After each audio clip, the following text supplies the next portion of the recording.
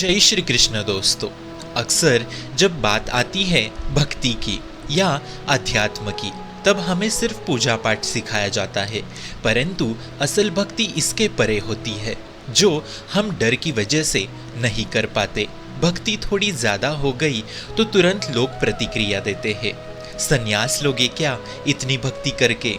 इसलिए हमें हमारी आध्यात्मिक जीवन को अपने भौतिक संसार के साथ संभालना जरूरी हो जाता है। अब कृष्ण भक्ति की बात करें तो सन्यासी कम और संसारिक ज़्यादा भक्तों ने ही कृष्ण भगवान को हासिल किया था। अब सबसे बड़ा उदाहरण कलयुग की मीराबाई का ही ले लीजिए। और आध्यात्मिक जीवन भले ही कठिन हो, परंतु भौतिक जीवन और उसके रोज़मर्रा के दुख और दर्द असंभव से लगने लगते हैं।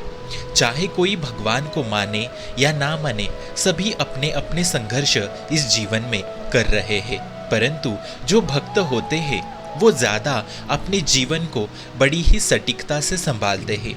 वही अभक्त मदिरा को अपना जीवन साथी बना लेते हैं। जानते हैं क्यों?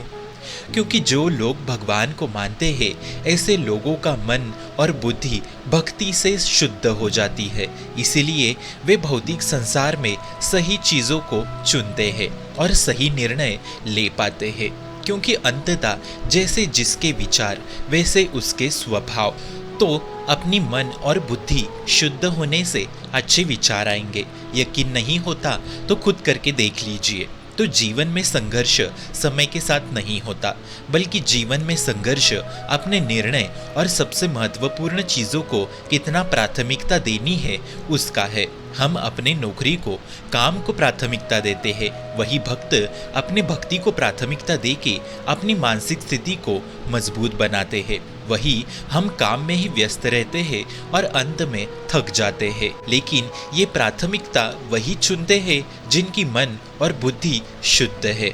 और जिनकी अशुद्ध है वे किसको प्राथमिकता देते हैं ये आपको भली भांति पता है। और भक्त अपनी संगति को भी सही चुनते हैं और धोखे से बचते हैं। संगत महत्वपूर्ण होती है।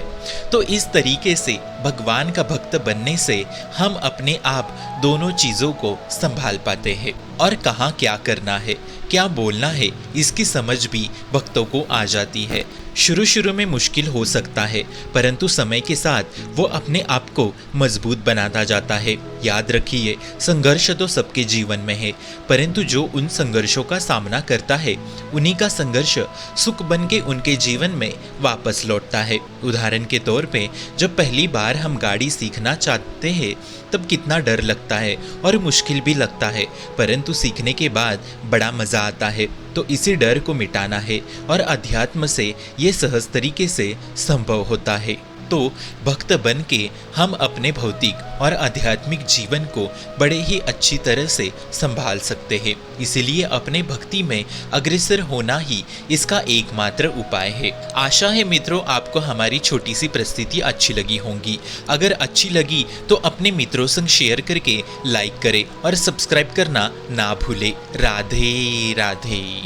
क्वेश्चंस के लिए कमेंट जरूर कीजिए, सपोर्ट के लिए सब्सक्राइब जरूर कीजिए। धन्यवाद।